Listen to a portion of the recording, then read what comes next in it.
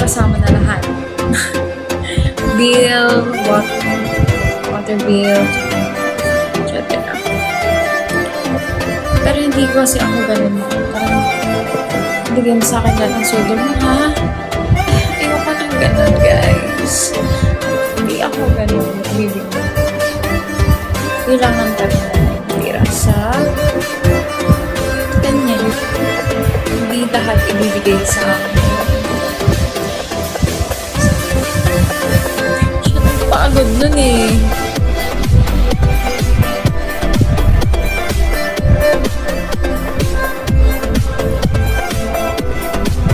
So, dapat talaga mag-provide ako lang. Ang daming thank you from Toronto. Alam ko na babae magpapabay sa mga lalaki na wala lalaki yung mga katawan, malakas, di ba? Mindset. Isipin nyo. Yeah. Kapag kayo alam nyo rin ang hirap ng babae.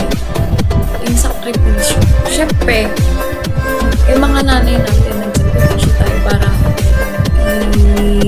panganak tayo. Binuot tayo ng 9 months. Diba? Isipin yung 9 months. Ang hirap ng labor. Ang hirap daw ng labor. Ang hirap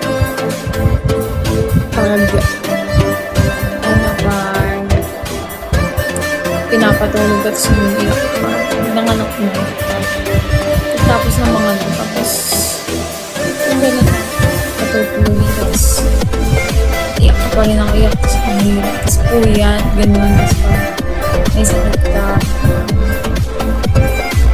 Hindi sila makatulog.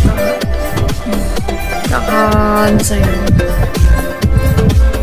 Yun ang dapat isipin yun. Boys, kasi hindi naman yung babae, hindi yung babae basta babae. Hindi babae. Hindi kami babae basta babae lang. Depende. Hindi, kanina pa yung get ready with me. Yeah. Hindi, pero kasi diba iba-iba tayo ng mindset. So, hindi yung akin. Okay?